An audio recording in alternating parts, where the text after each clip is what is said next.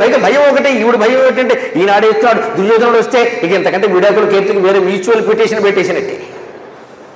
ఇక ఇంతకంటే అనుమానానికి అవకాశం ఏంటి? ఎంతకాలంగా జరుగుతోంది భాగవతం అంటాడు ఆయన. మహారాజు మందిరం ఇది అని ఆవిడ కంగారు పడుతుంది. అలాగని మానేద్దామంటే దుర్యోధనుడు తత్వం ఎలాంటిదంటే ఆడమంటే ఆడచ్చుగా, ఆ స్నేహితుడు అంటే విలువ లేదా, వీడు ఏం మాట్లాడతాడో తెలియదు, లేనిపోను గొడవ అని ఆవిడ కంగారు పడి తప్పుడు ఎత్తులు ఇస్తుంది, ఓడిపోతుంది. అప్పుడు దుర్యోధనుడు వచ్చాడు, తక్కువని మంచం నుంచి దిగింది. ఈయన ఆట వ్యామోహంలో ఉన్న దుర్యోధనుడు వచ్చిన పరిస్థితిని ఆయన గమనించలేదు. ఓడిపోయారని ఉక్రోషం వచ్చి పాడిపోతున్నావా భానుమతి అని సరిగ్గా వడ్డాణం దగ్గర పట్టుకున్నాడు. ఎక్కడ చెయ్యకూడదు అక్కడ చేశాడు. ముస్లిం దేశాల్లో అయితే నరికి బారేస్తారు.